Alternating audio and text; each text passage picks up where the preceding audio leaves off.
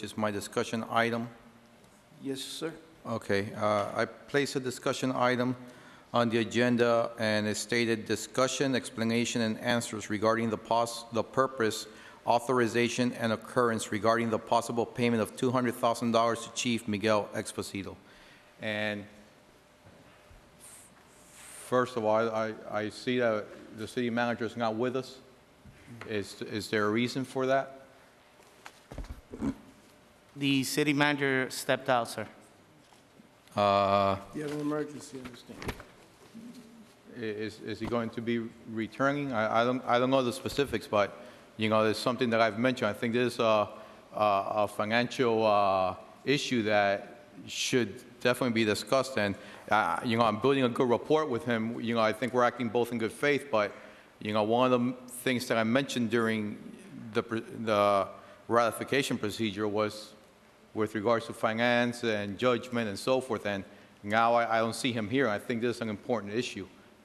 Is there any specific reason he's not here? I wasn't told ahead of time that he wouldn't be here, so I'm just a little surprised.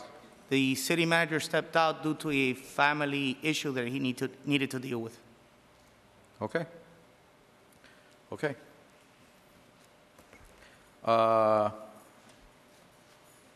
I actually would have wished for the mayor to also be present too, because I think, again, this is an issue that we need to discuss. And by the way, as I mentioned before, this is something that I feel needs to be done, that was definitely not started by me. They don't acknowledge anyone from these commissioners. And realistically, I think more than anything, we need answers, and we need to see how to move forward so this doesn't occur again. I personally feel that there should be some type of investigation. I don't know if there is one right now or not, but you know, I will begin by saying some of the physical evidence that you know we have before us. Explain exactly what we have so we could discuss and see how it moves forward. Realistically, this could go in many different ways. So I'm just going to start, and we'll see how we end up.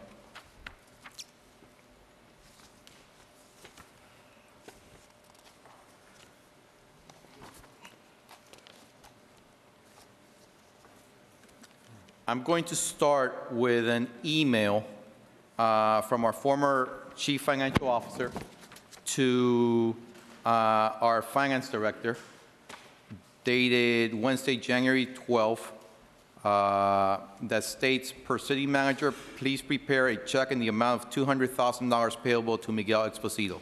Now, as far as something, a paper trail, physical evidence, this is what I have, and this is what it appears how it originated.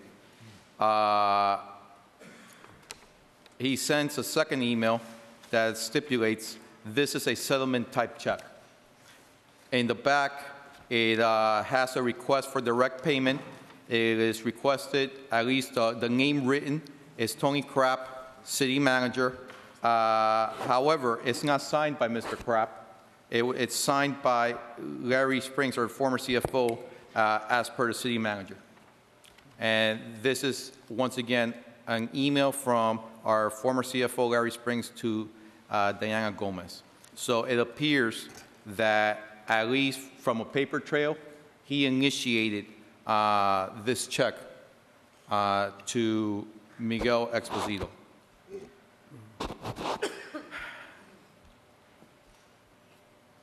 It appears the purpose, from what it's stated here, is a settlement type check. I've discussed with several people, and it seems like everyone is under the impression or the belief that a settlement is some type of legal settlement, or at least some type of settlement. Now, my first question was, do we have controls in place for something like this? And ironically enough, it appears like we do have controls, because for any type of settlement, it appears that You have to come to us. Well, hold on. It appears that for any type of settlement, and I'm reading here now, Section 18-232, responsibility of the city attorneys. It stipulates here, the city attorney and such of his assistants and claims adjusters as he may designate may compromise, settle, and pay all claims which may be discharged by payment of an amount not to exceed $25,000 for each individual claim. Such settlements or compromises shall be for all damages claimed, personal injuries, property damage, or both. So it seems like, from what I've been able to see, the only one that could authorize this up to an amount not to exceed $25,000 is our city attorney. It continues by stating that proposed settlements in excess of $25,000 shall be submitted to the City Commission for its approval prior to acceptance. The City Commission shall waive its attorney-client privilege of confidentiality for such settlements for purposes of review by the Financial Emergency Oversight Board. So there are controls in place, and I just want to verify with our city attorneys. Am I correct in what I'm saying, Madam City Attorney? That section that you're reading from is found in our finance section in the code, and it does, the commission has delegated to the city attorney the authority to settle claims up to $25,000. As a matter of fact, I think recently there was a claim less than $25,000 that you actually chose to bring into this commission, and I remember Commissioner Suarez commending you. It was an expenditure, Yeah. which was, I think it was the expenditure for the representation, It was an expenditure for outside counsel. for outside counsel. For For the outside chief, counsel. for the chief. Yeah, yeah. Gotcha. But the bottom line is there are controls. Whenever there should be any type of settlement, it's either the city attorney who can authorize that payment or the city commission that can authorize that payment. Going back to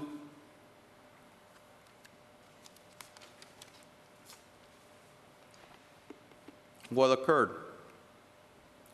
The check was processed.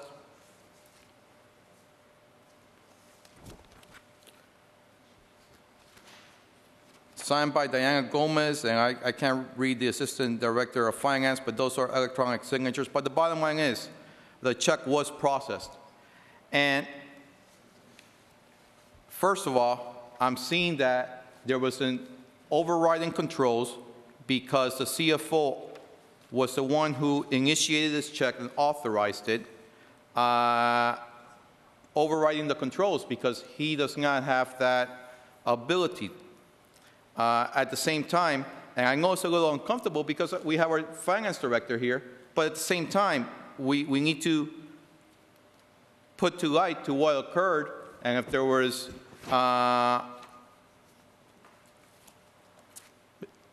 if there were irregularities, I don't know, I guess they could be said in many different ways, then I think we need to be, it needs to be addressed. And again, this is not to embarrass anyone. This is not to,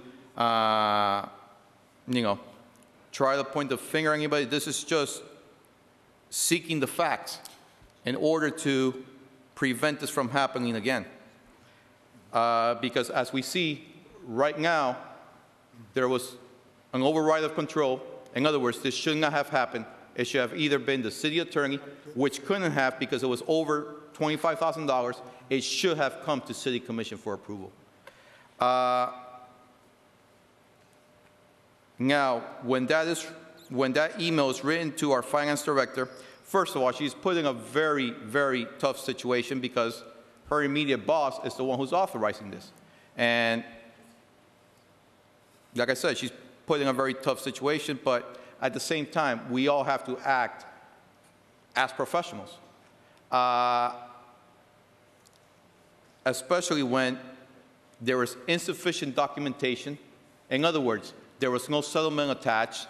There was nothing really substantiating what the request was. It was an unusual payment unless we normally write $200,000 checks to employees of ours.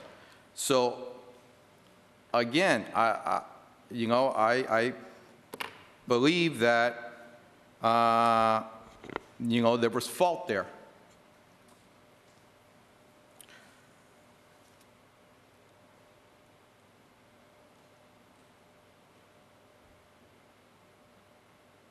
Where do we go from here? And at the same time, I am now going to, or in a few minutes, I'm going to speak about the severance pays that we, have mentioned so much. So you see that there's a clear difference from one and the other. I definitely, and I don't know if this is being investigated. As a matter of fact, I have heard, from the, media reports, the chief saying that he cannot confirm or deny that it's being investigated. I think somehow we need to know if it really is being investigated, whether a crime has been committed, and now we're going a little, we're going further, whether a crime has been committed. Definitely, policy has been broken. I definitely believe that if it's not being investigated, I request that an evaluation or investigation of the circumstances surrounding this transaction so that we can see if there's any violations. With that said, a lot has been said that this is no big deal. It was done in the past. It was done with Chief Timony and others. Let's go to that. And I will show you that, or at least I will show you what I've seen and what I have, and let you know why, again, I believe it was wrong, but it's a whole different scenario. I have here a list, which ironically enough, I think in the last commission meeting, we stated that, and we directed the city attorney to see everyone that has received a severance payment that was not supposed to obtain that severance payment and use every vehicle possible to see if we could be reimbursed. Why was the severance payment not appropriate and it broke policy? I have an APM 1-86 severance policy. And I just want to point to one sentence of the policy. Severance considerations shall not be given in the following circumstances. The employee exercises voluntary resignation.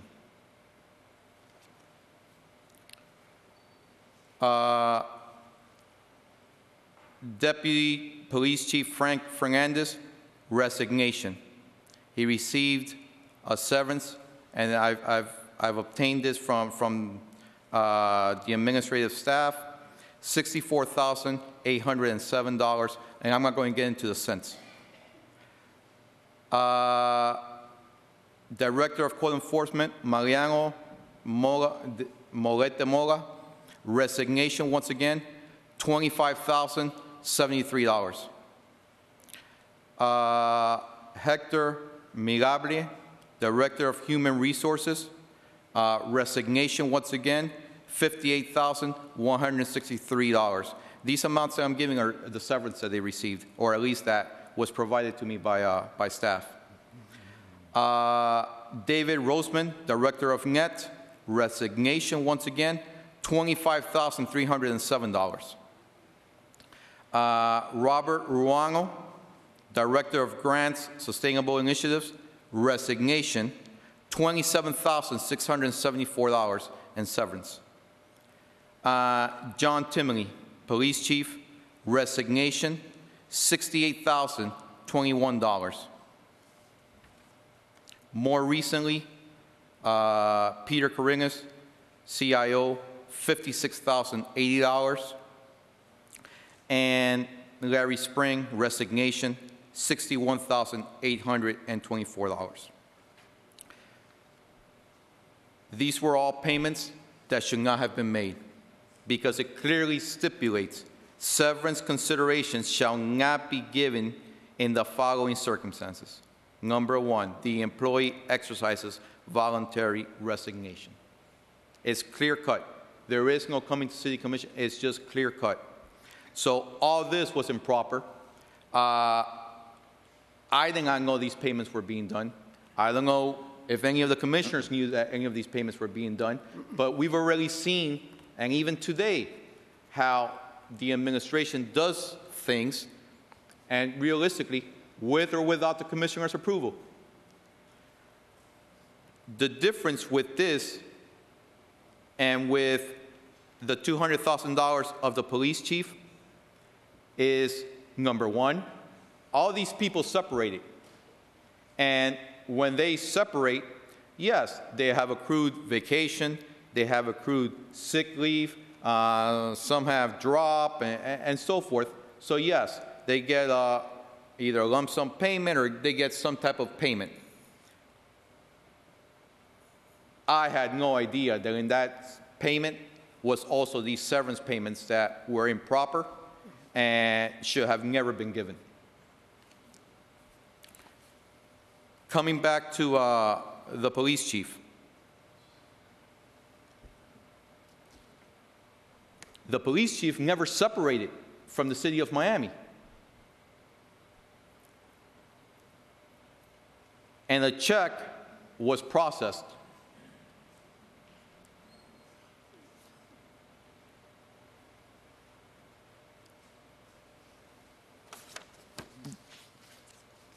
By the way, there was one more piece of document that I did receive. I received it from our city attorney, and she mentioned to me that she received it from the CFO, which is an acknowledgement, waiver, and release agreement. Now, this is something similar, and it's some type of settlement, more or less like what Commissioner Saranov said today, that, you know, with a 1-month severance, the person, the manager, must sign a waiver, not suing the city, and so forth. By the way, in some of these, it was done, and some, it wasn't even done. Back to this. What caught my eye on this is that it clearly stipulates here, I have agreed to accept discretionary compensation from the city. As far as what discretionary compensation is, I don't know. I could just tell you this is not proper. As a matter of fact, I see notes from the city attorney. She was wondering what discretionary compensation was, and realistically, it was null and void because apparently the police chief did not take the $200,000.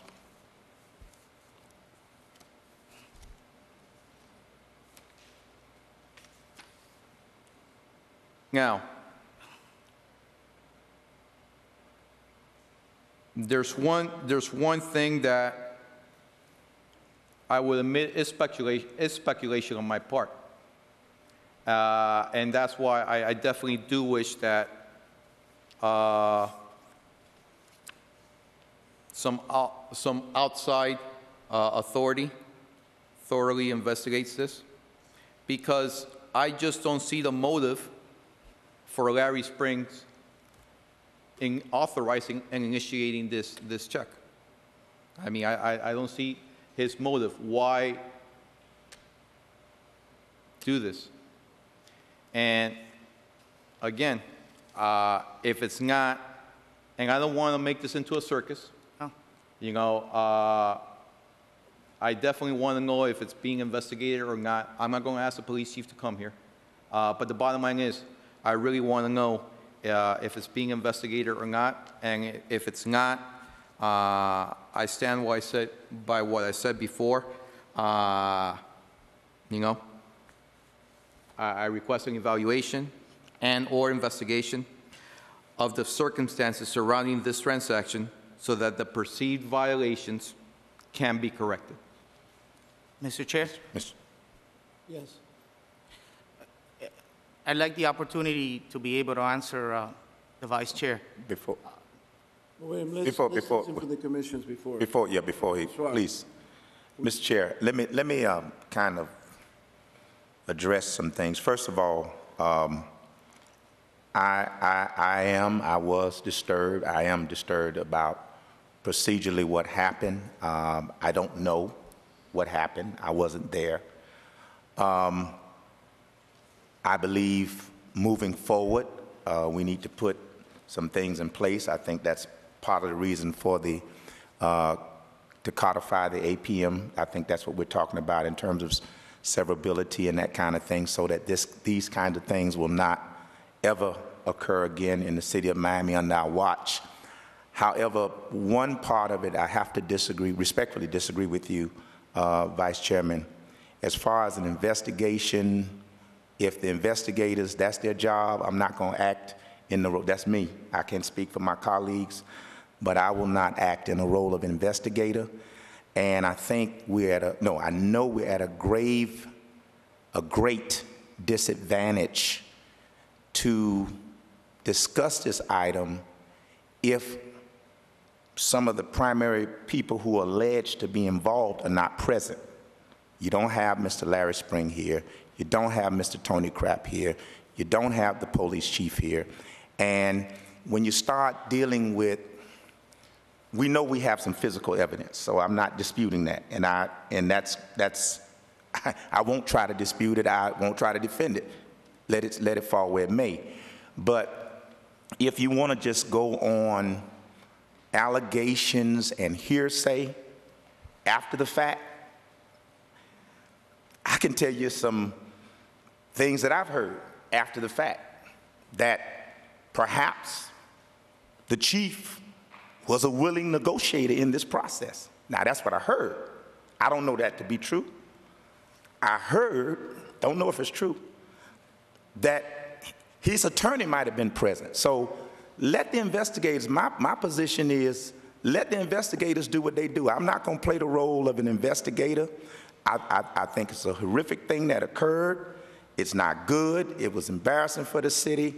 But I do know there was, in the midst of a lot of controversy, and I have to state this, and I wasn't going to state it, but I have to state it. My name was thrown out like I knew, and I responded vehemently. Remember, I was on as a blue page item to discuss my position on the chief's performance the next day. And I would never be party to a deal like that if, especially after I had been talking for weeks. If you check the media, I was announcing that this was going to be. If the media's here, they can pull back their tapes where we actually were talking about my being upset with the Miami Finest video. So I would not be trying to negotiate anything, but that's neither here nor there. I don't have to demonstrate that, but I just want to clear the record. I didn't have a darn thing to do with any of that. I was on board to deal with my issue the next day, and I don't play games up here. If I say something, that means if I put on my blue page, I'm going to discuss it. I'm pretty much like you, Mr. Vice Chair. If it comes up, I'm not playing no politics. I only decided at the will of this commission because of that it might be a judicial or tribunal body. What is it? Quasi-judicial matter that, and you said, okay, then I reframed. I pulled my item but my position has never changed. So I respect what you're doing, but now in terms of all of that investigation stuff, let them, if it reaches to that level, I'm sure they're going to do it. and I will, but in terms of me being party to something like that, I will not support that. I will support moving forward. I will support even, making sure we don't make those same kind of mistakes, and maybe to some extent we need to know something, but in terms, unless you have all of the parties present, or alleged parties present, then you create a big issue. So that's pretty much my position. But I support you bringing this to. I want to compliment you because you're not ducking the issue, you're not sweeping it under the desk. You're bringing it to the forefront. It's transparent. It's open. But there's certain lines that I don't want to try to cross. Just like you all said to me on January 13th, we don't want to say anything because this may come back. That's my position today. I want to move forward on a lot of this because we want to make sure that this never happens again, particularly with us being denied the right to have the last say-so or to ratify it. I stand firmly with you on that. Mr. Chairman? Yes. I appreciate your words, Commissioner Dunn. And as most of you know, I was an investigator. I was a fraud investigator. And and an auditor and so forth. But first of all, I'm not here to be an investigator. As a matter of fact, when I first became a commissioner and there was issues that occurred and so forth, I actually was asked, Frank, you have the power to investigate certain issues and so forth. And I stated, listen, my investigative skills, my accounting skills as an auditor and so forth, I want to use it to become a better commissioner. Not necessarily do I seek to be an investigator here or so forth. But I'm bringing this to light. I'm bringing this to light, first of all, because if you all haven't noticed by now, and I think you have, whenever there's any rumors, any issues, I bring it here to the commission so we can discuss it openly and, vet it out. And that's what I'm doing again. There was a lot of hearsay. I think you cannot say that I have mentioned anything that's hearsay. Everything that I have said, I say, hey, I have this document, that document. The only thing I said was the chief has said that there may or may not be an investigation, and the bottom line is, the point to that is that I don't know if there is an investigation. But the bottom line is, everything that I have said here has been facts. And my point with that is that it has been said numerous times that nothing improper occurred. It was just what happened with, Timmons and others. And no, I disagree with that. Improper things did occur. With that said, although this commission has the power to investigate, I strongly feel that no, we should not investigate this because all the parties involved. I feel there's too many parties involved, and I mean, yes, is it a little awkward that our finance director is standing before us and so forth? Yes, I will admit it. I don't like the situation. But the bottom line is, do I feel it should be investigated by an outside party? Absolutely. Absolutely. And that's what I am saying. By the way, and I'm going to sidetrack just a little bit, garbage fee. Let's talk about the garbage fee. Look at me, Commissioner Sarno. Talk about the garbage fee. Let's start with this garbage fee and how I was a solid no vote now. And I'll tell you why. You were right. Our budget said $1.5 million it would generate. However, if you look at the resolution, it stipulates $1 million more or less. Something that I brought up, yeah, if you look at the budget that was presented to us today, $1.5 million. Remember how I said, wait a second, there's a $500 shortfall, so it's not a balanced budget? That was part of it. So, first of all, if you ever think that you will get my vote on raising a fee or taxes, you better be clear as can be, crystal clear. And when I see 1,501, and then a million and another, right away, you just turned me off. I discussed this with the manager. I actually pointed it out to him. It was an error. Second of all, have you added all those severance payments that were improper? They add up to $386,951. $386,951. If you add the $200,000 of the process check, that's approximately $586,000. If you add the 120, that should have been 240 today. Realistically, you're talking well over $700,000.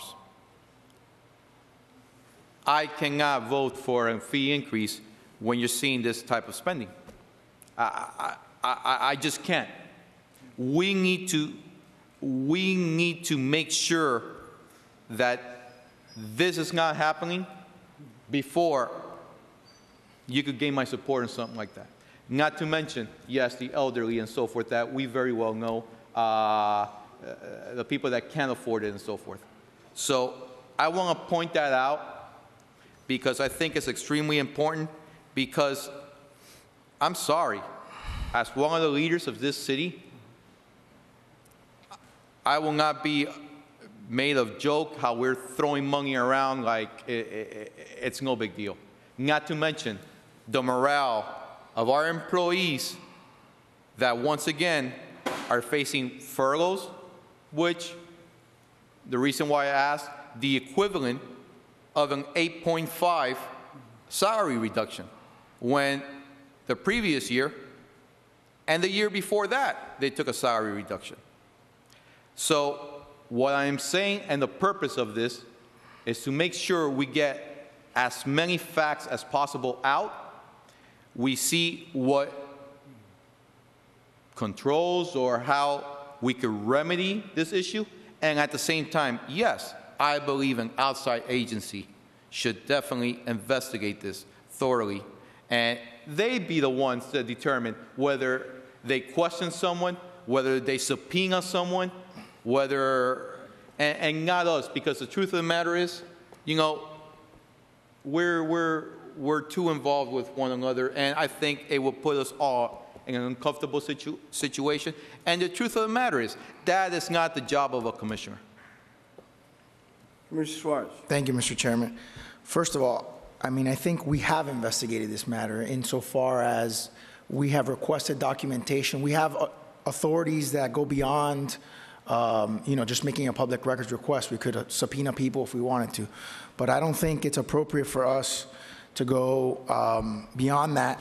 I agree that we definitely should not turn this into a circus, and we should definitely not speculate as to what did or didn't occur at meetings that we were not present.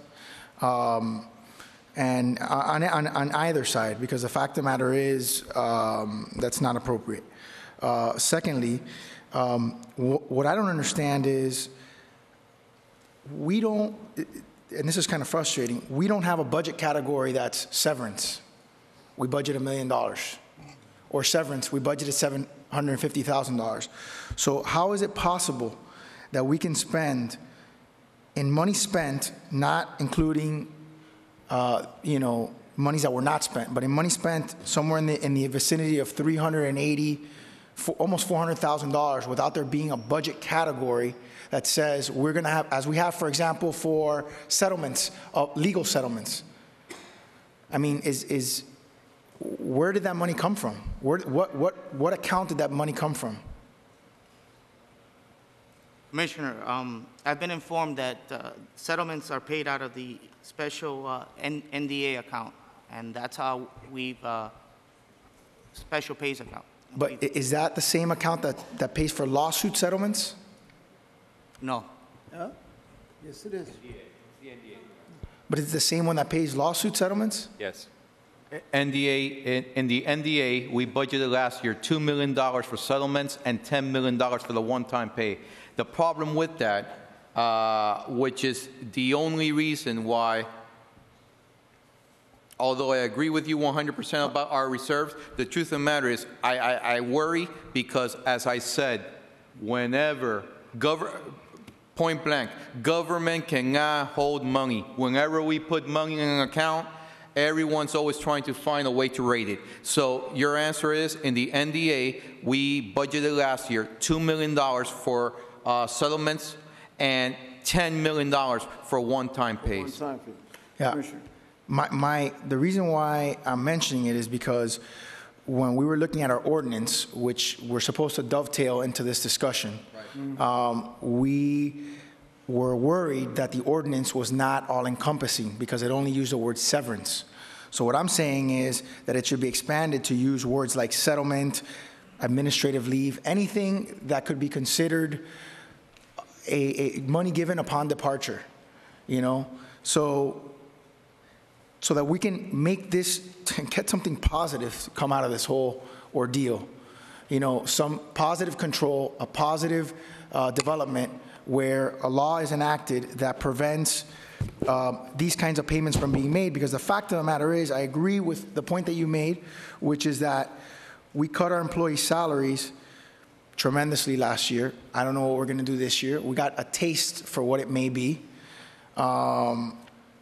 And I hope, and I'm pretty sure, and I've received some assurance from the manager that is not what, that is just a preliminary estimate of where we're at. But the fact of the matter is, it's got to be demoralizing to somebody who makes $55,000 or $70,000 or $65,000 in the city of Miami to see people who are leaving, who are departing the city with enormous pensions, with drop amounts, with supplementary funds. And then on top of all of that, they're getting these severances, or whatever you want to call them, whether they're severances, settlements, you know, whatever. And so I think we need to, you know, maybe between first and second reading, we need to expand the definition and expand our ordinance to include anything. You know, as attorneys, we like to categorize things in different ways, including but not limited to the following, you know, settlements, severance, etc., or things of that nature. Words, I think.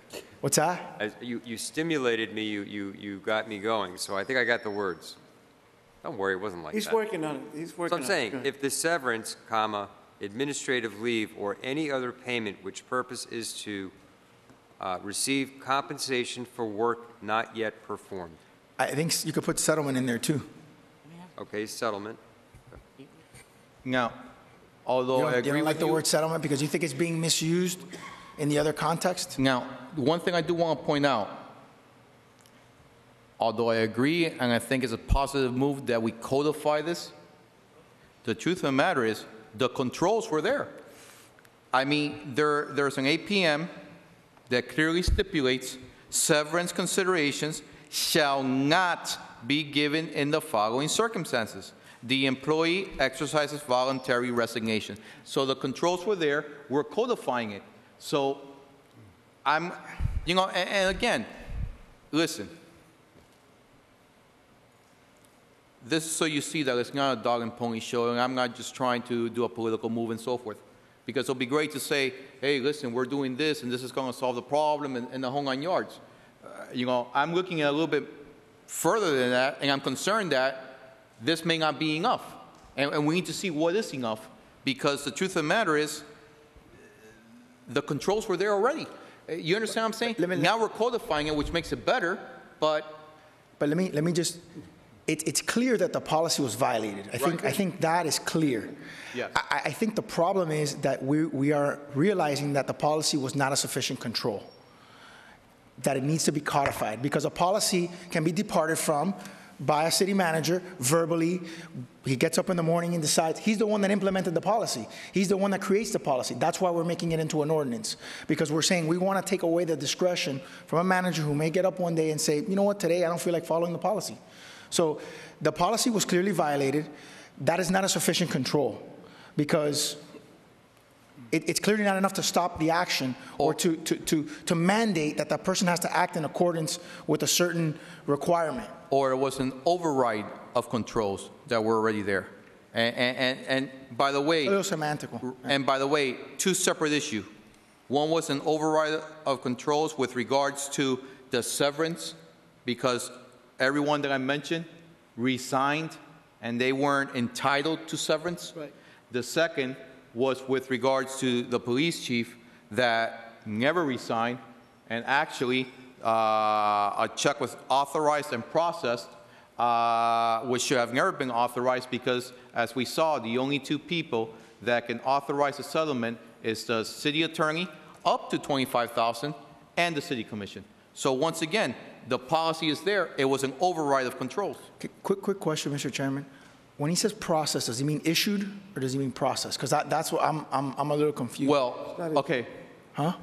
Process means the check was processed and it was made out, and It was issued then, like it was well, made into I a don't check. know. I don't know if it was ever given to the chief and he grabbed it and it was issued.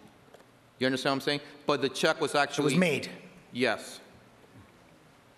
Yes. Okay. Let me tell you, and I'm glad you bring this up.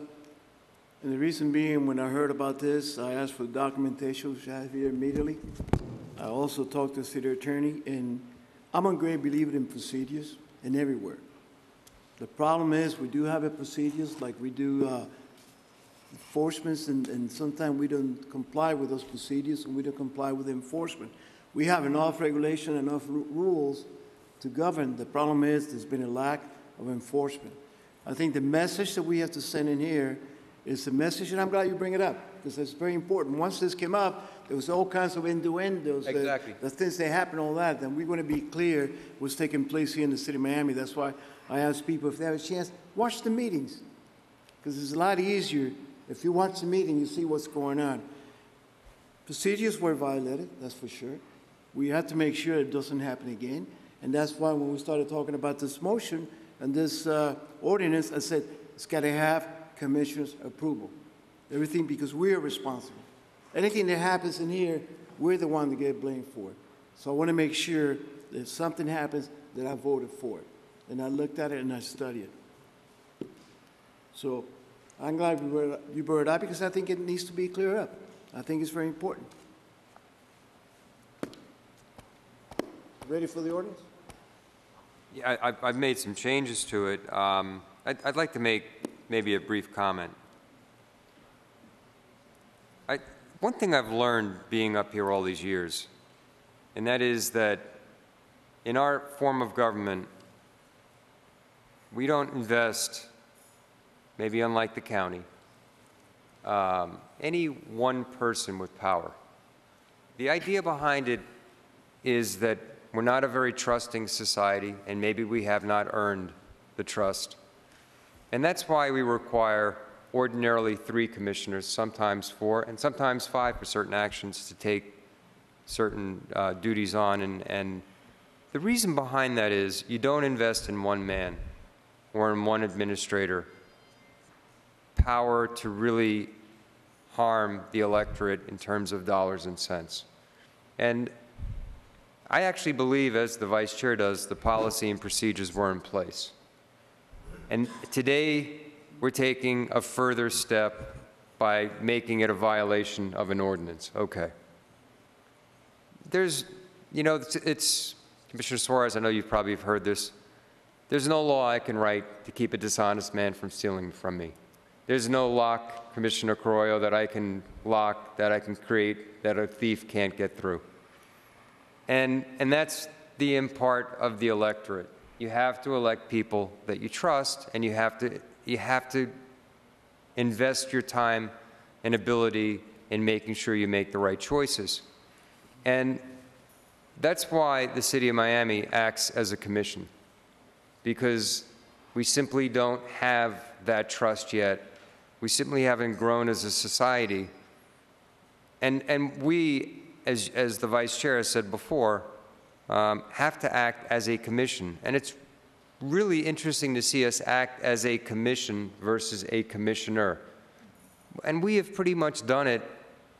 I mean, he did something today he was apologizing for to me before he was doing it, and I know how he felt about it, and I think he made the right decision, and I think we compromised, and as a commission, we acted. And I'm sure he didn't know what the reaction would be, because it's tough. We're in tough times. So, look, going forward, it's clear what we need to do. I mean, that's clear. No one's going to stick with APMs that a manager gets up in the morning and says, I cut myself shaving, APM 173 is now out. You know? So we know what we're going to do going forward. And what we also need to do going forward is really bring the best that we have out in ourselves. Because regardless of how we move forward, it is the population of the city of Miami known as our employees that really make us shine. And we're going to, once again, impose upon them further restrictions and further cuts, however you want to put it, furloughs, whatever you want to call them. It diminishes their pay. And I think they need to feel good about us as commissioners and as a commission that we, number one, we're not privy to this, which I think you've made plainly clear, and I actually listened to your radio a little bit. Number two, and I thank you for including all of us in that. Number two, that when we did learn of it, you put it on your pages and we all knew it was going to be discussed. Number three, we did discuss it. Number four, you've suggested a course of action, and that course of action is a prophylactic one, but not an investigatory one, and I happen to agree with you. I mean, the only body that I know and that investigates itself is the Florida Bar. It's the only regulatory body that I know investigates itself. Everybody else relies upon outside persons, and if this is the course of conduct that has to occur in the city of Miami, it should not be us, and I completely agree with you, because I need to be able to look at you, I need to be able to look at Commissioner Suarez, I need to be able to look at the mayor, and I need to be able to look at Diana Gomez, and know that none of us are doing anything but setting an agenda for budget and setting an agenda to move forward. So, you know, number one, a healthy discussion, a fair discussion, and I agree with you. And you know, everybody's dancing on the head of a pin because nobody wants to offend anyone. And I think you did a great job. And, you know, knowing that I'm going to trial in a couple days, I'm thinking I could use you as a witness because you did a great job of no hearsay. I agree with that. And let's just move forward. We have FR4 that we wanted to pass. We have an RE that we thought was important. And let's just, first reading, let's come up with some new wording. Second reading, we can continue to work it. The resolution, I think there was an emergency resolution put in place, which I thought was great of us. That should be a stopgap measure until we're all satisfied that this ordinance does exactly what everyone up here wants. With that said, I'm going to make a suggestion to you for FR4, and listen to it carefully, Commissioner Suarez, because I'm on Section A, and I'm changing. I'll let you guys. It should be in blue. I think we all had it in blue. I don't even know where the fuck I am.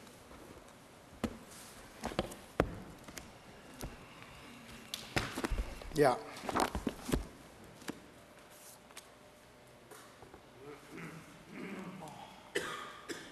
What's the section?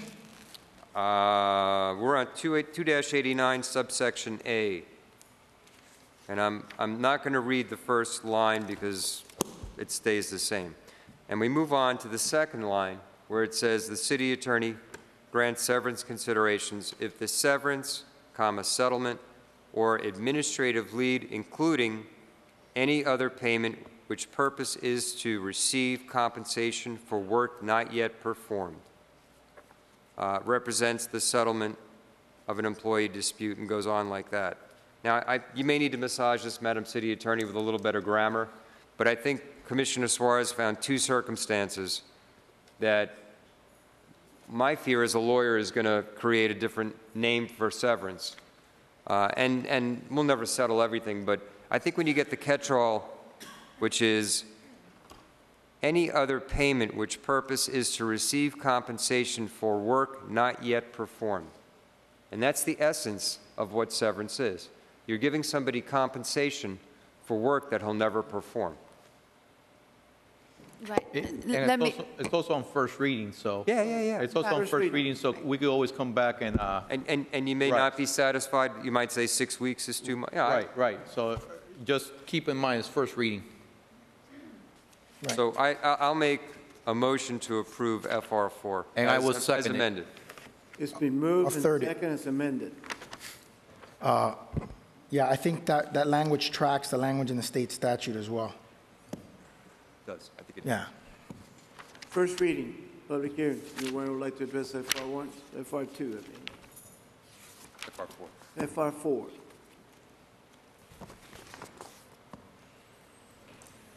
Good afternoon, Grace Olatis, 60 Southwest 30th Road. Yes, the mechanics were in place, Commissioner Carollo, but as you well know, they were violated. And no one is paying for the violation. Yet. I think, We don't know that. Yet. well, no one is paying for the violation. Larry Spring is not, and he took money. Tony Crapp is not, and he took some money on severance. I believe in order to make this, I'm sorry, I don't think Tony Crapp took. no, but Larry Springs did. Yeah. I think in order to make this a little bit better, you have to put certain, how would I say, Penalties? reimbursement by the person who actually violates.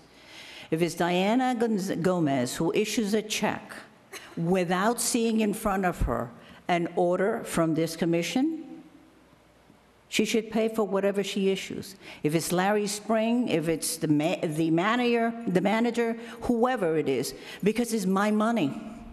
It's my money, my taxes that are being used for that.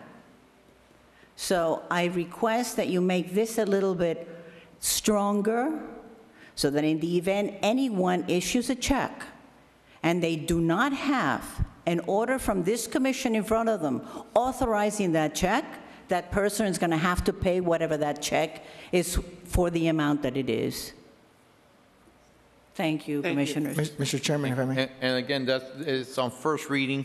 I do think, as a matter of fact, I asked the city attorney a few days ago with regards to penalty and how much penalty. What she mentioned was with regards to firing the person and so forth. But there's different issues because one is override of controls and issuing the check when they know they're not supposed to or so forth. And then you have to see whether they know or not, or they should know, because you should know the policies. And the other thing is when this person already leaves and receives this type of check. So, and again, by the way, believe me, I have bounced this off numerous CPAs to see their thoughts and so forth. And realistically, I do think it should end up being investigated by some outside agency.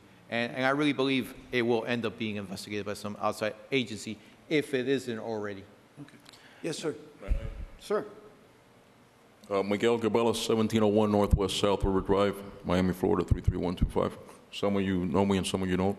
But as a taxpayer, I feel insulted that this goes on. And then, for example, last year, before 2009, you tell us there's no property increases, and there's a $395 charge for a tax collection charge that wasn't there before 2009 and back.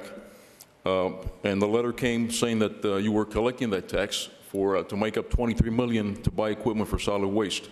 Okay, I don't think that's fair. I got a duplex. That means I got to pay $395 2 times plus my house. That's $1,200 increase. And then we sit up here and this goes on. Check for $200,000 and it's like nothing. You know, if this would have been a corporation, I own a corporation. If this would have been a corporation, somebody would have been fired because somebody has to take responsibility. Because the problem is, If everybody knows that you can do this sort of thing and nobody takes responsibility, then where are we going to be? You can't set an example because everybody basically is doing what they're doing.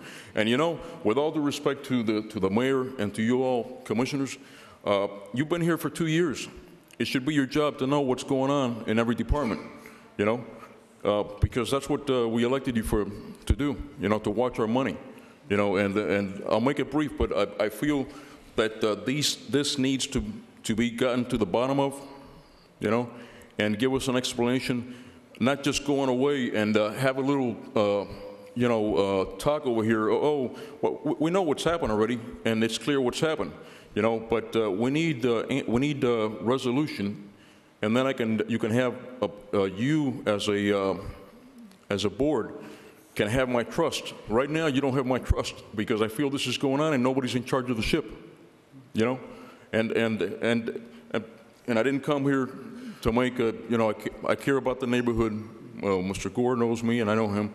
You know, I didn't come here for political gain or advantage, but I feel that at some point you have to talk out, you know, and I think, you know, somebody here needs to be responsible at the end of the day, like the lady correctly said, you know, because if this keeps going on, we continue to lose faith in our government. That's all. Thank you. Thank you. Anyone else? Mr. Chairman? Yes, sir. Let me close the public hearings. Thank you. Yes, sir. I just want to state that this is just what I foresee the beginning.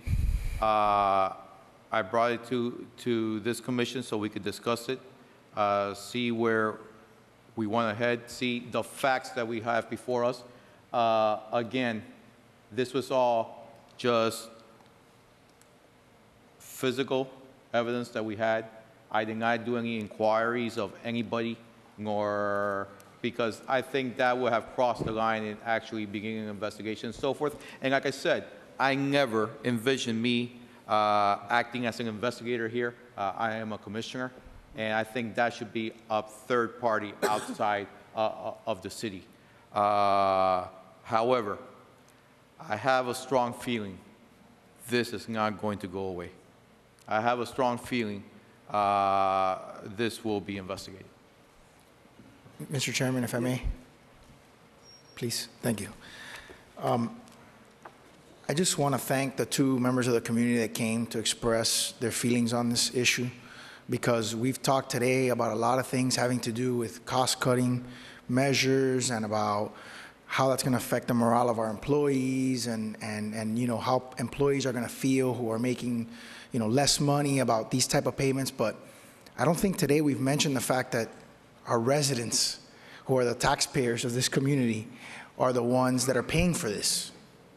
And I think it's good that you come and express that, because the fact of the matter is we work and we are constituted for you, not to perpetuate ourselves, not to exist, only to exist to provide services to the residents of the city of Miami and do no more. So I appreciate you coming, and I think it's important to get that perspective because sometimes it gets lost in the discussion. Like you said, we're an organization. We have a lot of groupthink. We're thinking about how to make ends meet. How does it affect this person or that person or whatever?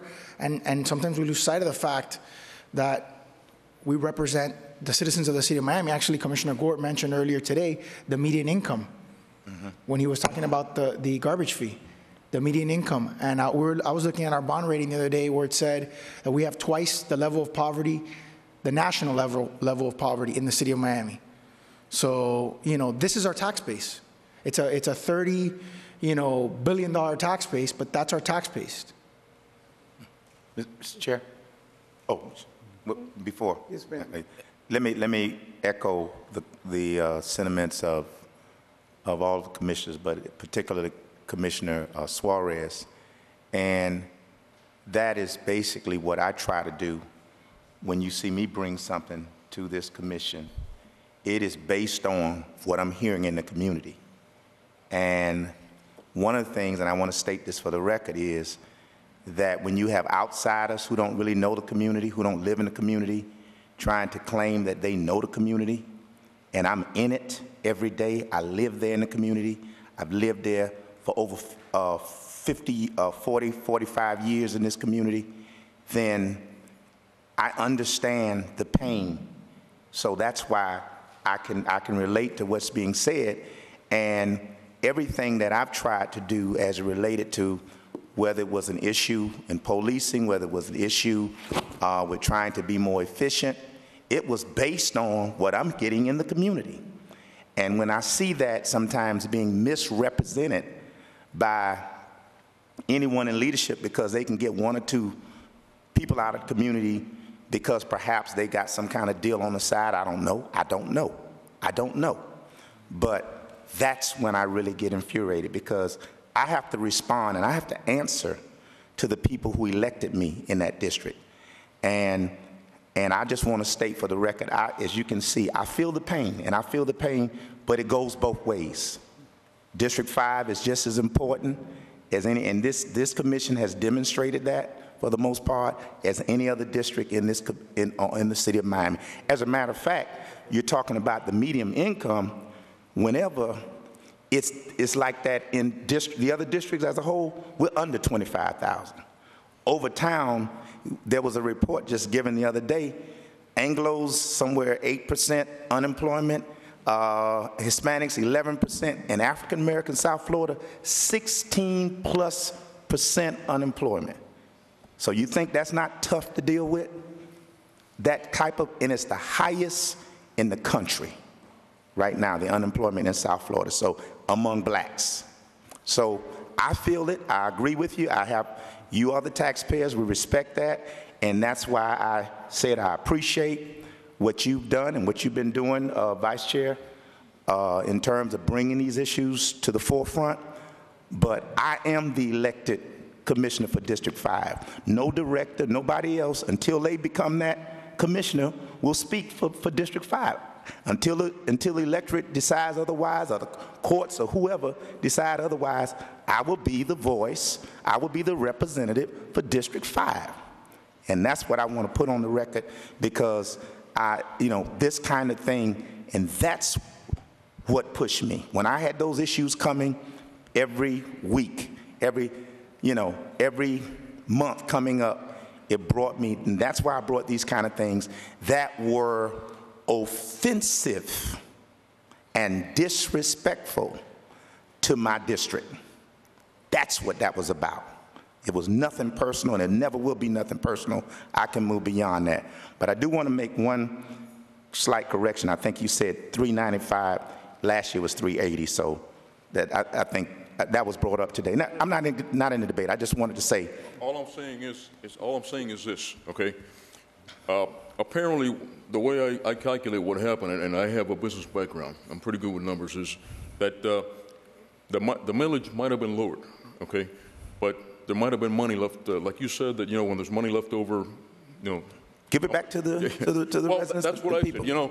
Instead of taking that money that was left over, somebody found a way how to implement it to collect a total of $23 million, because I have the letter at home, okay, to buy new equipment.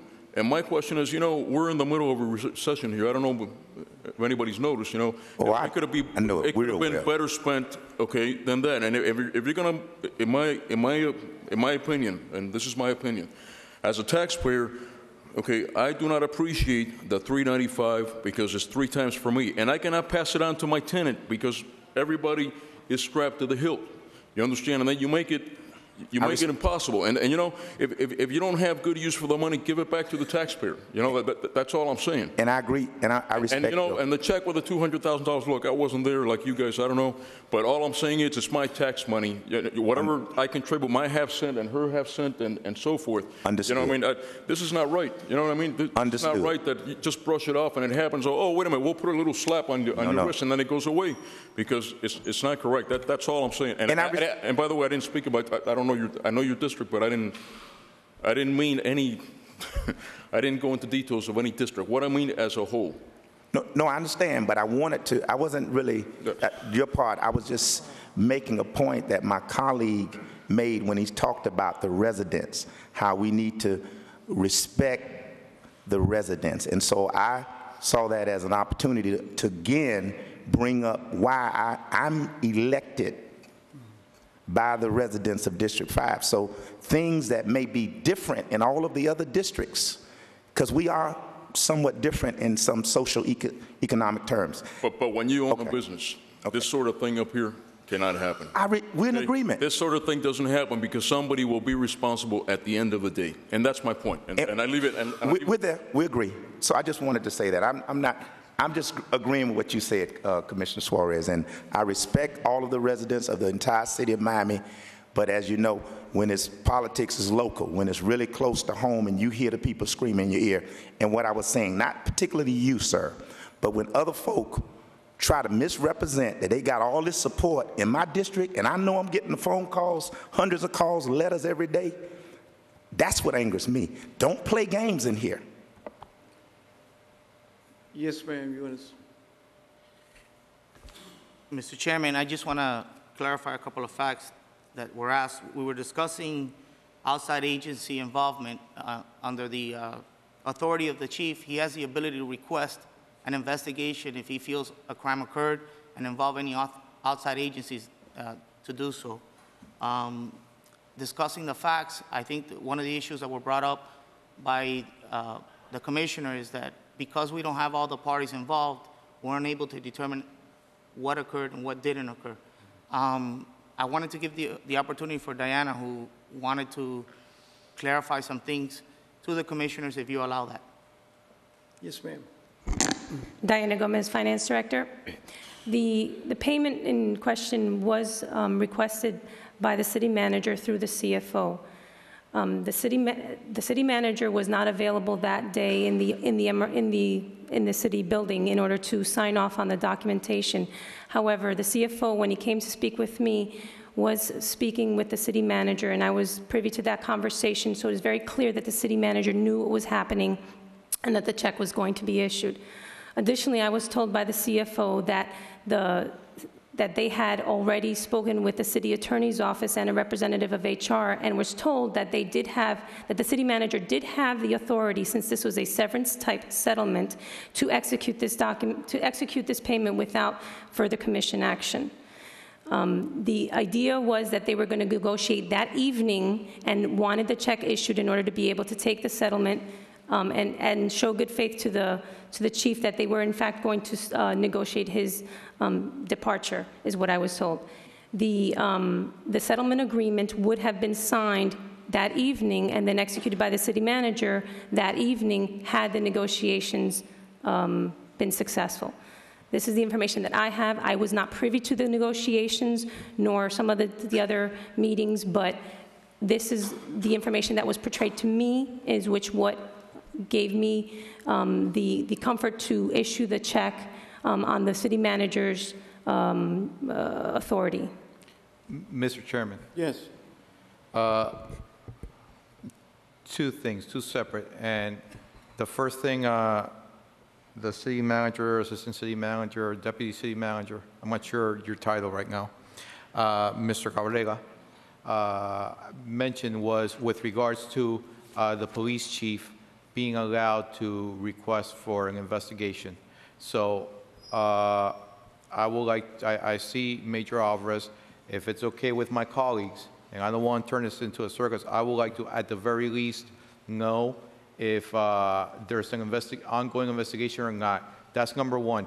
Number two, with what Ms. Gomez is stating, we are now borderline in starting this investigation ourselves. So I'm refraining from asking her additional questions, asking the city attorney, who in the city attorney's office, and all that, because, it's one of those, they're putting the bait, and I kind of want to go for it because I truly believe that an outside agency is going to investigate this. And like you said, all the parties are not present, and there's a lot of hearsay back and forth right now. So I really am not going to ask Ms. Gomez any follow-up questions and so forth, because I really believe that an outside agency should do the investigation and should really determine what's going on, who they should question, who they should subpoena, should it get to that point, and so forth. With that said, I have to say something. with that said, I want to know how my colleagues feel about asking either Chief Plum, Major Alvarez, or anyone from the police department that could answer the question with regards to if an investigation is actually occurring or not. Mr. Chairman, if I may, before we get to that, I think there's two separate things going on here. I think what we're trying, at least what I was trying to identify, was from a financial controls perspective, how does a check get issued without it fitting the construct of what is allowable under the law, under the statutes? How does a check that's supposed to be a settlement check or severance check, and you're getting into these. So I think what I'm getting at is, and this kind of taking it a couple of steps back when we talked about another issue, is that we gotta do things formally in the city of Miami, and that goes back to the resolution that we have on the manager putting in writing any departures from the APM. Things have to be done formally here. Okay, they cannot be done on a whim, because then what happens is it becomes a he said, she said contest. I was in the bathroom, I didn't know what was going on. He said this, that's not what I heard something else. Things have to be done formally, particularly when you're talking about this kind of money. This is a lot of money, I agree with you 100%, and that's why I don't want to do the follow-up questions now and so forth, because we get into that he said, she said, the city attorney's office said this, and realistically, that's why when I started speaking about this, realistically what I presented was all the physical evidence. What we have a request that is written, or the name of the city manager is there, or the former city manager, Tony Krapp. However, it is signed all by the same person. Yes, Commissioner Sarnoff, you're exactly correct about segregation of duties. And here, realistically, as far as physical evidence, no, we don't have, the city manager actually, with any physical evidence, as far as written signature. And to be honest with you, even if we did, it's not his purview. It's actually the city attorney's office. So even if we did, but like we're saying, we're going to this here's thing now where I spoke to him and the city attorney said okay and so forth. And I just, I really think that it should be investigated from an outside agency. I think that we should ask, since they're present, if it's being investigated, and go from there. Because once again, I'm a commissioner. I'm not an investigator anymore. Mr. Vice Chairman, may I ask that we don't proceed in that manner, because The only question is asked that the Vice Chairman wants to ask, is there an investigation taking place? That's all. Good afternoon, Commissioners. I cannot answer if there is an investigation or not, Please, but... the title. Alfredo Alvarez, I'm a major, City of Miami Police Department, Commander of the Internal Affairs Public Corruption Unit. I cannot answer if there is an ongoing investigation or not. I cannot talk about any agency that would or would not be doing an investigation. What I can clearly say is, as soon as the chief was contacted about the meetings and the offer, we went to an investigating authority, because the chief never had intention of taking the offer. We were working under the protocol of that investigative authority, and we cannot discuss anything else beyond that. Okay. But yes, we did reach out to an investigative authority prior to the meetings. We participated in the meetings following their protocol, and that's all I can say at this time. Thank you. Thank you. Okey-doke. Mr. Chairman, please. Yes, sir. I want to get back to what we're doing, which was trying to create a system so that this doesn't happen again. From the perspective of the finances, doing things in a documented fashion, not doing things like Hispanics say, a lo loco, not doing things, I just don't understand that. I mean, if I'm going to rely on something that the city attorney says, you better believe I'm going to get it in writing. It's not that I don't trust her, or it's not that I don't trust anyone in her office or her staff. It's just that I don't want there to be a misinterpretation later. Did she say this? Did she say that? There just can't be any room for that. If I may, Mr. Chairman, please. And that's precisely what we voted on in the last item at the last meeting. That whatever, if they're... Exactly, Yeah, exactly, So that's, exactly, we're exactly. trying now to put mechanisms in place to prevent this kind of thing. But this because we were basing it on verbal changes. This goes to, I think, Mr. Gabela's point, which is we have been here for a little while. We've been here for a year and a half, and I think we've made some significant changes as a body in terms of what we tolerate and what we do not tolerate. And I can tell you, for example, before we arrived, and the mayor talked about it earlier today, we had declining deficits year after year after year from the year 2003 to the present. This year, we balanced our budget. Why? Because we were conservative, we took a lot of additional time, everyone got involved, and we spent the time and the energy and effort to do that. We didn't have any margin for error. So I think we have set a completely different tone from the way things were here before. I think staff would say that they don't come up here thinking that they're just gonna present an item and we're gonna rubber stamp it. I think that's pretty clear.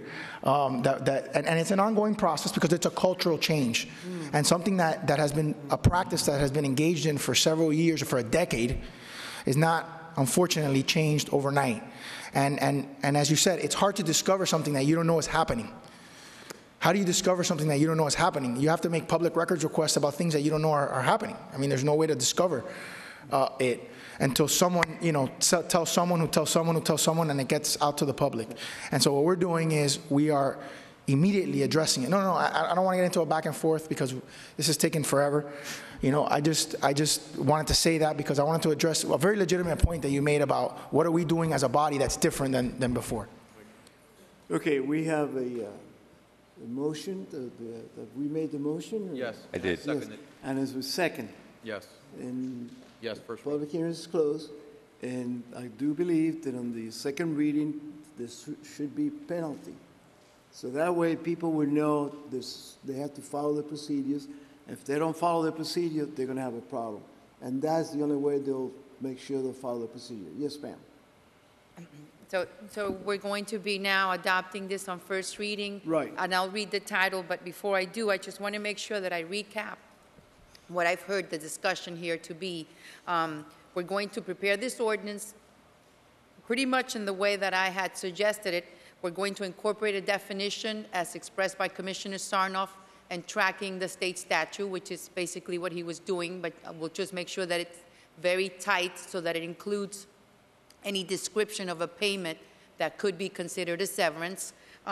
You want me also to put in here that any severance payment that is a settlement of an employment dispute, because that's all we're going to be authorizing now, has to be approved by the City Commission, correct? Correct. I want to include that there. So I'm going to be taking out of this ordinance a lot of the manager's discretion, because then basically really it's not his discretion anymore. It'll be pursuant to this policy, my review for legal sufficiency, your approval.